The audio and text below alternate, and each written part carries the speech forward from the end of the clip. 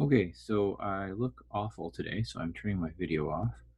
And I'm going to just go right into pH and pOH and talk specifically about water and this idea that pH 7, although you've been told by many of your teachers, means neutral, and that the scale goes from 0 to 14, is not really the truth behind the story of pH and pOH. pH and pOH are a measurement of, as we talked about earlier, hydronium and hydroxide concentrations. And this number of 7 that you've been being told about being neutral is true, but only under sort of specific situations. So at 25 degrees Celsius, the pH is 7 for neutral compounds. And if you're below 7, that means acidic, and if you're above 7, that means basic. But we're going to look at this question here, which may sound strange at first because, like, what's pKw and stuff. But this question kind of talks about all four quantities and how we determine that from certain values, and then also commenting on the temperature of the water. Okay, so let's get started here. So we're told that the pKw is equal to 14.46. Now, you might remember that kW, we said, was equal to 1.00 times 10 to the minus 14, and pKw is the negative log of kW, which means negative log of 10 to the minus 14. And so if you work that on your calculator, you get 14. And for purposes of this video, I'm not going to be too specific about sig figs, but maybe I will at some points, but we'll see. But anyway, that's the value for pKw for pure water. So here we have a pKw value that is different than the pKw value we would expect to get, which means the temperature can't be at 25 degrees Celsius. So if you look at the equation, we'll see the heat term is on the left side of the equation. And so if we were to raise temperature, we would increase the concentration of the hydronium and the hydroxide. And if we were to lower the temperature, the reaction would shift the other way, and we get a decrease in the concentration of hydronium and hydroxide. Now, since it's pure water, the water has to be neutral. And this is probably where I think many students might have a misconception here, so I want to just clarify this. The term pH 7, meaning neutral, once again, is only specific to water at 25 degrees Celsius. The actual definition of neutrality for water is that the concentration of the hydronium ions will be the same as the concentration of the hydroxide. And that's why water is always considered to be neutral as far as its acidic basic properties, because every time it ionizes, it produces one hydronium and one hydroxide. So they would always have to be equivalent to each other. So the fact that we know the pKw is 11.46, we can actually find all the other quantities quite quickly by using two formulas. So one, I could go from pKw straight to kW. So I know pKw is 14.46, and I know that kW would be the anti-log of that number, so 10 to the negative 14.46. So that's what kW would be. And I can work that out in the calculator, and I will in just a little bit. But I know kW is equal to the concentration of the hydronium multiplied by the hydroxide. Now, since this is water, these two quantities have to be the same because we just said water is neutral. So the hydronium concentration and the hydroxide concentration would be the same. So if we made them each x, this would be x squared, and that would now equal this 10 to the negative 14.46. So I'm going to figure out what that is. So if I just do 10 to the negative 14.46, I get a value of 3.467, a bunch of other numbers, multiplied by 10 to the minus 15. And then I'm going to square root that. So I square root that number, and I get 5.88 times 10 to the minus 8. Now, remember, X is the concentration of the hydronium, which would be equal to the concentration of the hydroxide. So that would be, now I guess with sig figs, I need 2 sig figs here. So I'm going to get 5.9 multiplied by 10 to the minus 8 molar. Now you might remember we said that for neutral water, we worked out this before, that it was actually 10 to the minus 7. So clearly this is not 25 degrees Celsius. And then of course from that, we know the pH would equal the pOH, because the two concentrations must be the same. So we should negative log this number. And so if I negative log that number, take the negative log of that number, I get 7.23. Now, I just want to show you an alternative way to do this. It might even be faster, actually. Since the pKw is equal to 14.46, we know that pKw should equal pH plus pOH. Now, since the concentration of hydronium and hydroxide have to be the same, the pH and the pOH values must also be the same. So if we made one of those X, we now know that 2X would equal 14.46. So if we divide that by 2, we get pH equals the pOH, it has to be the same value, which would be 7.23. So we divide both sides. So we actually get the same number, you can see here. And of course, if you want to find the hydronium concentration, it would have to equal the hydroxide concentration, because we are neutral. And this would be equal to 10 to the negative 7.23, which has to be equal to our 5.9 multiplied by 10 to the minus 8 molar. So there's sort of two alternate ways to get the answers to that question. Now, what's more interesting, I think, for many students is this pH number here we're getting. That is neutral. So that is the new neutral point for this particular equilibrium. So if you said pH 7, if you actually had a compound that was pH 7 under these conditions, it wouldn't be neutral. It would be below the neutral point of 7.23. which means a pH of 7 in this situation would be slightly acidic. So that might be kind of interesting for people to think about. Now let's talk about what we can say about the water now, okay? So let's take a look at the numbers here. Numbers being for the molarity, that's this number here. So that number is 5.9 times 10 to the minus 8. So let's just remember the minus 8 part of that and go up to our scale here, okay?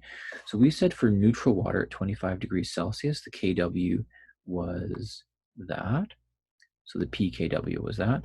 And of course, if I square root this number, I get 1.0 times 10 to the minus 7 molar. So that's what the concentration of hydronium and the hydroxide should be at 25 degrees Celsius, but now we can see it's much smaller. It's well, not much, it's a bit smaller, which means that the reaction would have to shift in a way that would have decreased the concentration of those ions. So the only way that the reaction could have shifted to lower it would have been this way. So it must have shifted to the reactant side, which would produce more water, but would decrease the concentration of those two ions. So do you think the water would have to be warmer than 25 or colder than 25 degrees Celsius to cause it to shift that way? Well, since the heat term is on the left side, and we want it to shift to the left side, we're going to have to decrease the amount of heat.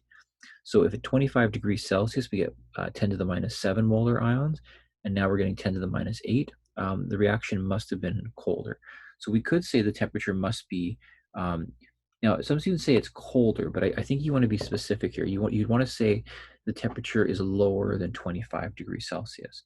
So the temperature is lower than 25.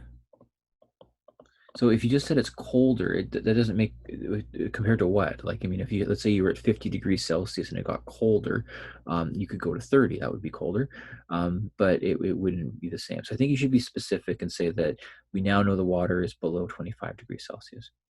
Okay, so the other thing I wanted to talk about was the pH, pOH, hydrogen ion and hydronium ion scale, and sort of compare them to um, each other. So sort of see if we can make sense of this. So this scale kind of shows that.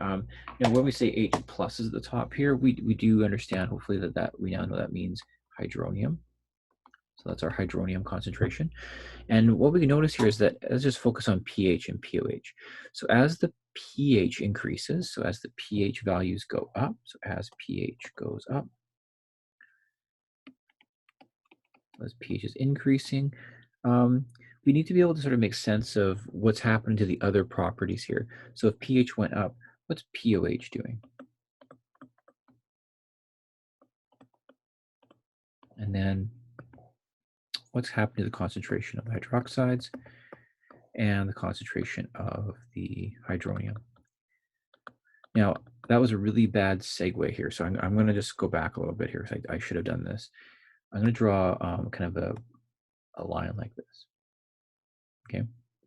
So the question above, the one we just worked on, that was dealing more with last week's questions where we were looking at pure water and determining the concentration of the ions within it. Today's lesson, the one below the red line, this red squiggly line, is going to be looking at systems where we're at 25 degrees Celsius and we add a chemical that causes the pH or pOH to change, and what the effect on those other quantities, properties would be. So it's really important to distinguish that the first part of the lesson today was more looking at pure water, whereas what we're about to now look at is substances where the pH is changing because there's some other chemical involved. So we're going to assume we're working at 25 degrees Celsius, which really means pH 7 now is back to being neutral. Okay, hopefully that makes sense. Okay, so so if the pH goes up, we can see on our chart here. So if we go up, we're going to be moving this way, so it's getting bigger. And of course, if we move that way on the chart, we notice that the pOH numbers start to go down. So we get a decrease in the hydroxide or the pOH amount. Now, if we look at the pH going up, what we actually notice is that there's an inverse relationship also to the H3O concentration.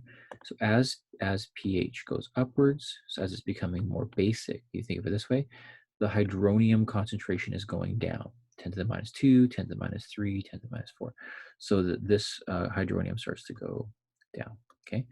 Now, if the pH goes up again, and we look at the pOH is going down, but the hydroxide concentration is actually increasing. You're going from 10 to the minus 14 to 10 to the minus 11 to 10 to the minus 10. So we can see there's sort of a direct relationship and in sort of an inverse relationship.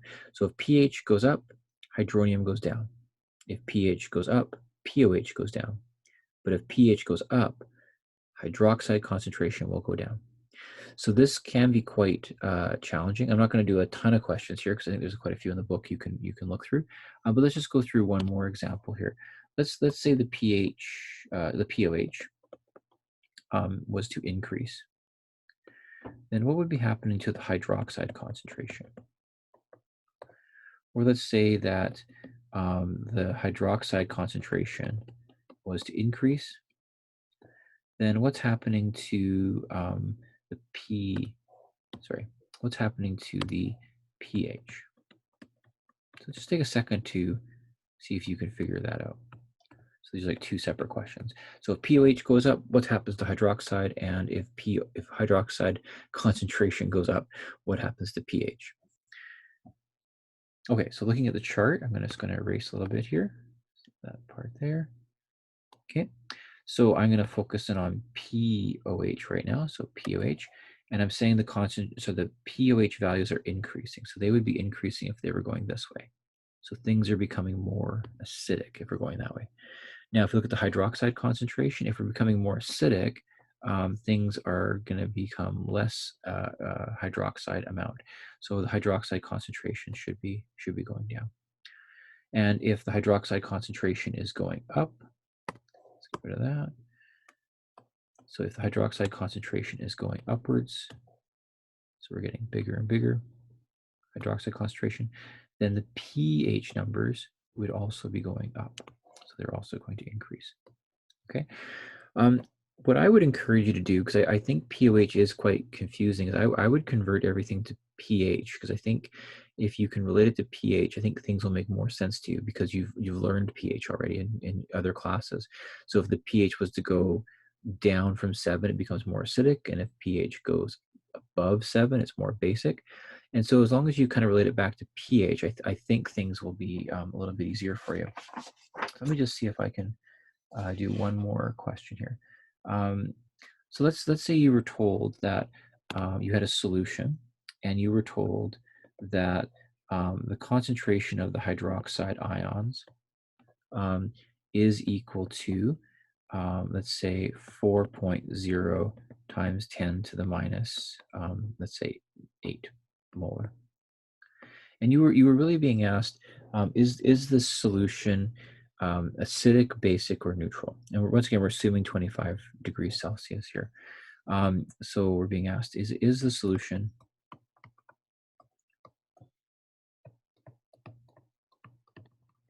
is it acidic, basic, or neutral? Now, once again, I would convert everything to pH, but once again, when you get better at this, you'll be able to do it without doing that. But I'm going to go to pOH first, okay? So pOH is the negative log of the hydroxide concentration. So I'm going to negative log that number. So the negative log of 4 times 10 to the minus 8. And that gives me 7.40. Okay, so that's the pOH number. Now, once again, that you might understand right now that that's acidic, basic, or neutral. You might know that.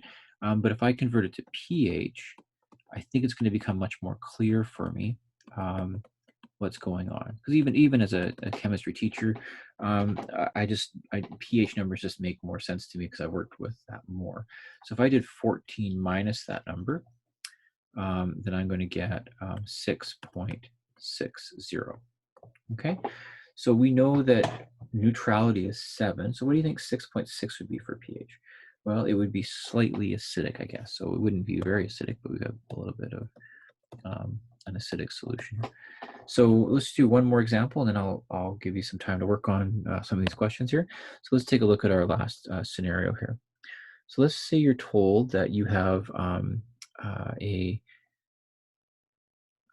think here, oopsie.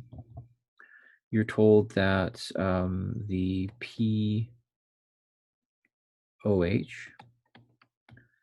is equal to 3.50. And you're being asked once again, is this solution acidic, basic, or neutral? So I'm not going to rewrite out the question with the same concept question. And once again, you may already know right away what's going on here. But generally, if there's more hydronium, then it's going to be acidic. If there's more hydroxide, it's going to be basic. So once again, I like working in pH numbers. So I'm going to say 14 or pH equals 14 minus the pOH. So I have 14 minus 3.5, and that gives me a pH measurement of 10.5. So pH is above 7, or what? What are pHs above 7? Well, they're basic. So this would be a basic solution. So maybe a question you might see on a test that might be a little bit trickier might be if your solution had a pOH of 3.5 and you were to dip some litmus paper into this solution, what color would the litmus paper turn? Well, since the solution is basic, we know that litmus paper turns blue in the presence of base, so the solution would be a blue color if we were to use litmus as our test, the litmus test. Okay, so I'm going to be going more into Ka in our next video, and that's going to be a lot of math. So make sure you have a big breakfast before you go into that one, because it is going to be a bit more mathematical and probably a little bit more complicated than today's. But just to recap for today, because today was 2 separate sections. The first section was just dealing with water at different temperatures.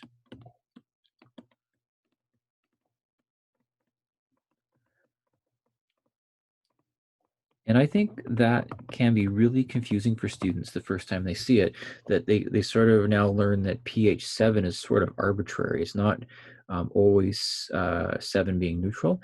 You could have a pH of 6 that's the new neutral point, or pH of 8, but the temperature of the water would not be 25 degrees Celsius.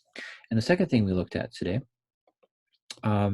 was involving determining whether things were acidic, basic, or neutral, depending on pH, which I think is fairly straightforward. pOH, not so straightforward. Concentration of hydroxide or concentration of hydronium. So I'll be assigning some questions from the book, and hopefully that makes sense to you. So I hope you guys have a good day.